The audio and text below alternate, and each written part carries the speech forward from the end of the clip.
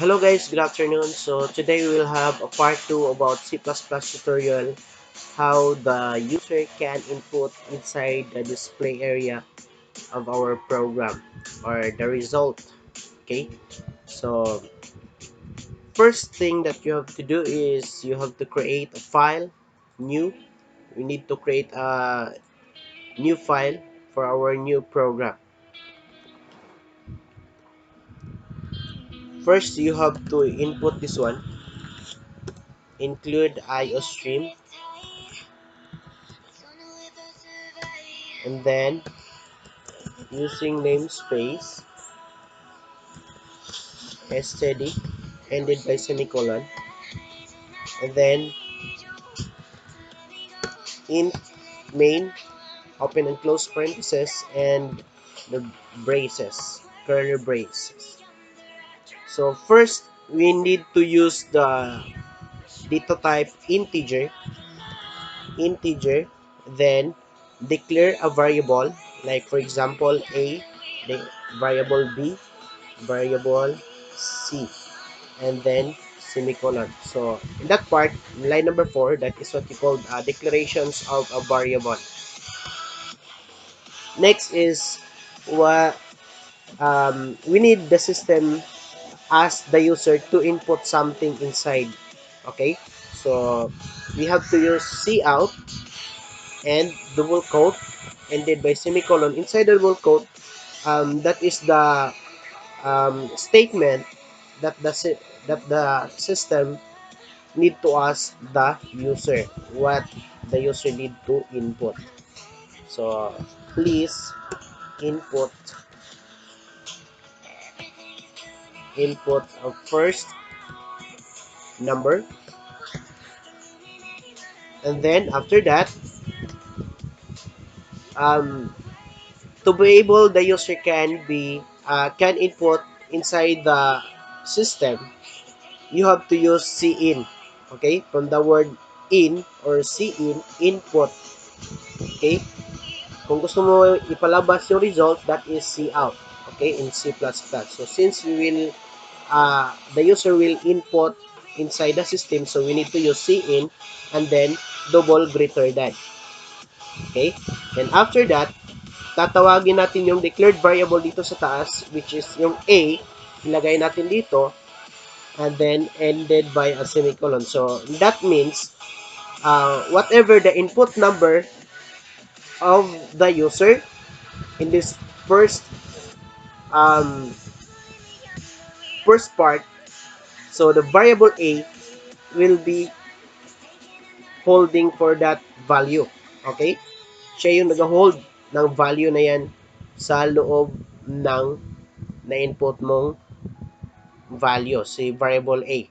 So, the next one, another is cout, ended by semicolon. Please input a second number.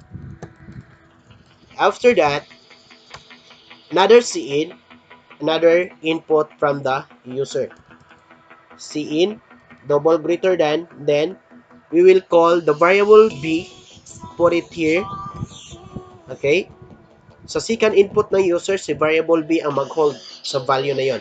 Then ended by semicolon. Don't forget to put a semicolon at the end of your statement. Then enter. So for us to be able to have a result about the two input given by the user, you have to call variable c, this one. Tatawagin natin yung variable c na yan, ilagay natin dito, and then we will have simple computations, no? So like for example, a plus b.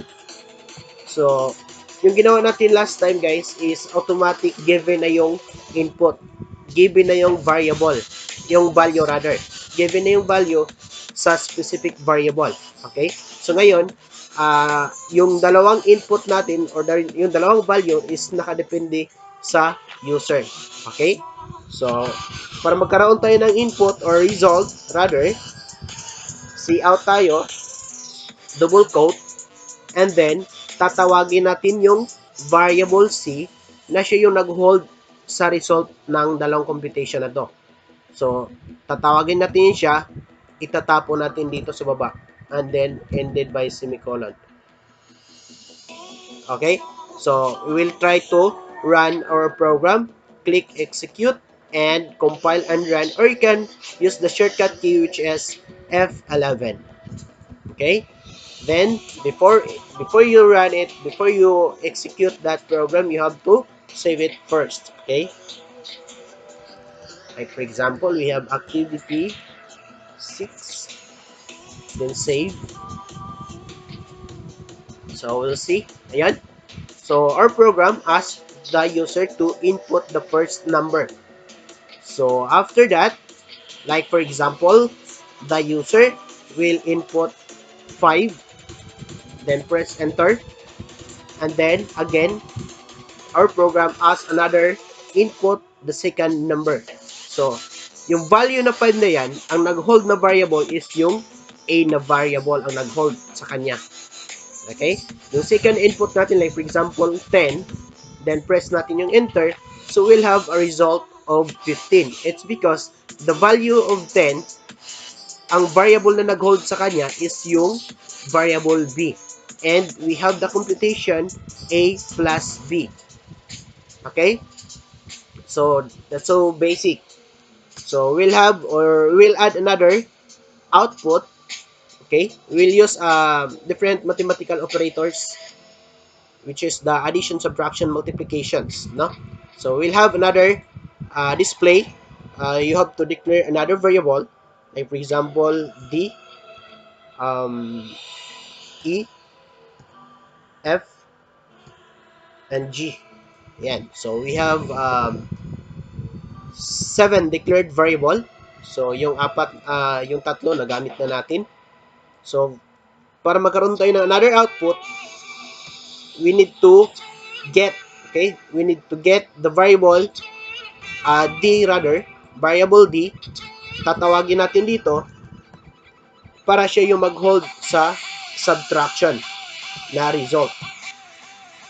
Okay? Then after that, you can use another output, no? Cout, another cout, then tatawagin mo yung variable na D. Then ended by a semicolon. Para magkaroon ka ng multiplication, subtraction, and division, guys, so you have to get another declared variable from the top using integer data type. E is equals to A times B ended by semicolon. So every time you create a statement, you have to put semicolon to end your statement. Okay? Then after that, we have a division which is F equals A divided by B and the semicolon. Then, another one, the modulus or the remainder, para makuha natin yung remainder, so you have to get the declared variable G is equals to A percentage by B. So, that is our modulus. So, we need to use a percentage symbol. So, for you to have a different result or output for that computations, you can use a different cout, guys. So, you can copy this one para mas madali. Control V, Control V, Control V. So, yan, different cout yan siya. You can do this one, okay? You can do this process. E, F, and G. So, we'll try to run this one, guys. Okay? And before that, para bababa yung next display natin, ito siya, para bababa yan siya to the next line, you have to add, don't forget this one, and L. Okay? Lagyan natin yan siya ng and L para magbaba yan siya. So, we'll try to run, execute, compile, and run. So, ayun. So, input first, 10. Then, 20. Enter. So, nakita natin, yung negative 10 lang yung bumaba. So, lahat nag-follow kasi wala siya ditong and L sa following cout natin. So, para ma-separate yan siya, you have to add another end L in every C out natin. End L. Yan. So, copy-paste na lang tayo para mas madali. Control-C and Control-V. Yan. Control-V. Control-V. Then, save and run. Execute, compile, and run. Compilations, that is the process to determine if your system has an error. No? Syntax error ba yung system mo or logical error ba? So, we have different types of error in our program or in creating a program. So, like for example, another input 20 and 15. So, that's it. So, pababa na yung result natin, guys. Okay? That is 35, but we don't know what is that specific output, right? If that is a subtraction, multiplication, division, or a modulus. So, to determine our result, guys, you have to add here, before the variable C, you have to add double quote, and then, like for example, this is your um, addition. Yeah, this is your addition, and since the variable C is another output, you have to separate that one into another double less than. Okay? You have to add that one. Then, you have to add also here, that is a subtraction. That's it. And then, don't forget to add another like this. Okay? So, you can add space to arrange. Okay? Para mas maintindihan natin, you can do that one. And, add ka din dito. So, this is your um, multiplication. Okay. Then, don't forget. Like for example, nakalimutan natin to dito. Lagyan ng double less than. Tapos, pumunta tayo dito agad. We'll see guys if mag-error siya or hindi. This is your division. Yan. Then dito. So, titingnan natin. So, this is your uh, modulus. Modulus. Okay? So, that part, um, we will run that one. Okay, we will run that one.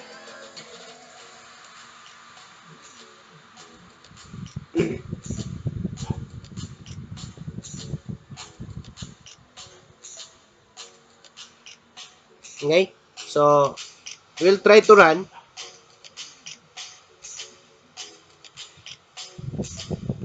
Then like this, try to run, execute, compile and run.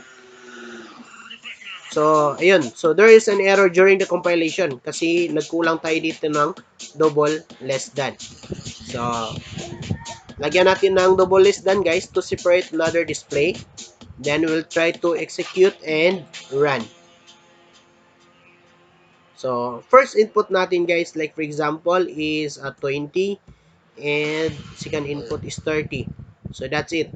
So, sa addition, guys, there is a 50, subtraction 10, multiplication 600, division 0, modulus is 20, yung remainder niya. So, kinukuha niya yung remainder. So, another guys, to separate your output, you can do like this, no? C out, and then double quote, and then by semicolon, you can do like this, just to separate, no? So, try natin.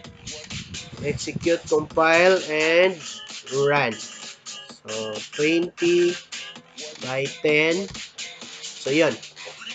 Okay, so yung addition is andun sa taas. You have to add another and L dito sa dulo ng ano mo. Yan. And L. Then, execute, compile, and run. So, like for example, 15, 30. So, yun. So, separated na yung result natin sa dalawang input natin. Okay? So, that is using a data type, guys. So, what if we will use another data type? We will use another data type for our entry, another entry.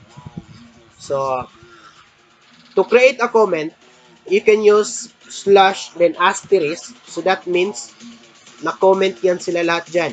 So, after dito, ito yung start mo. Kailangan may end ka. Okay? Kailangan may end para hindi lahat sa baba magiging comment. Lagyan mo din siya ng asterisk tapos slash. Ayun. So, hindi na comment yung ano natin, curly brace. So, to create another data type or to use another data type in our program, like for example, we will use a string,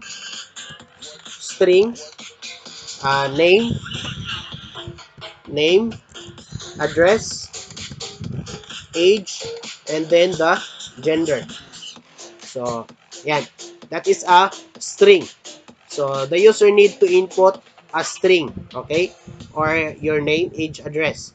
So, like for example, first, see out, you have, or the system asks to the user to input your name.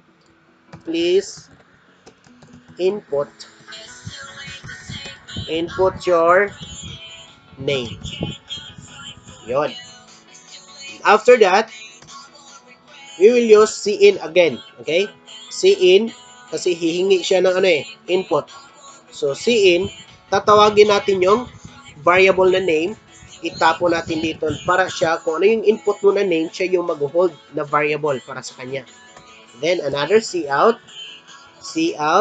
for your address. Okay? Please input your address. Yun. Then, after that, another cin. Okay? Tatawagin natin yung declared the variable na address and ended by a semicolon. The next, so para mas madali guys, I think need to copy paste, highlight, control C and control V. So change lang natin yung name, input your, that is your age, and then your gender. That's it. Then change the variable. Tatawagin mo yung age dito, lagay natin dito age, tapos another yung gender. Ayan. So, we'll try guys. We'll try to run. Compile and run. So, like for example, please input your name. That is a Paterno address, Tumaga. Age, that is 26. Gender, that is male. So, ayan. So, input lang muna tayo. So, wala pa tayong output, wala pa tayong result kung ano yung ini-input natin. So, kailangan, kukunin ng system kung ano yung na-input ng user tapos i-display niya ulit. Okay? So, to do that one, you have to separate first. Create muna tayo ng separations. Okay? You can use asterisk like this to create a separations. Tapos, don't forget to add end L. End L yan siya. And then, cout, double quote, yan, double quote, your name or name na lang. Name, that's it. Name, and then, don't forget to add end L at the last part. And then, tatawagin natin yung variable na name, which is nanggaling dito. Okay? Siya yung nag-hold kung ano yung ini-input natin sa taas. So, tatawagin natin yun siya papunta dito sa baba. Okay? Para i-display niya kung ano yung na-input ng user. Cout tayo guys ha. Next, another cout. Double quote. And then, semicolon. That is your address. And then, don't forget to add this one. Tatawagin natin yung variable na address. Ilagay natin dito. So, make sure guys, the same ha. Big letter ang start. So, dapat big letter din dito. Kung ano yung na-declare dito sa taas, make sure na the same yung ginamit mong variable dito sa baba. Kasi pag big letter yung nasa taas, small letter yung nasa baba, that is an error. So don't forget to add NL after, and then another cout for um your age. Okay, then variable age, and then NL. Okay, so much better to copy paste, no, para mas madali. Yan. And after that, this is your gender.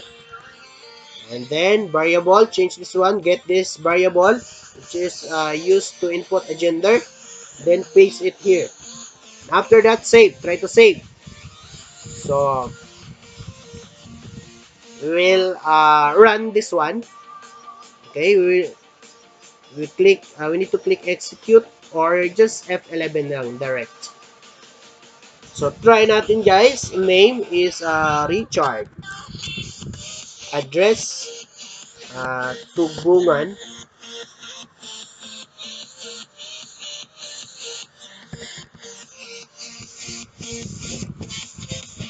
Um, Sambuod na lang kasi taga Sambuod siya eh. Sambuod. Tapos 30. Tapos gender male. So ayun. So kung ano yung na-input mo sa taas, lumabas din dito sa baba yung result. So name Richard, address Sambuod, age 30, gender male. So that's how we're going to use a string data type, okay, in our program.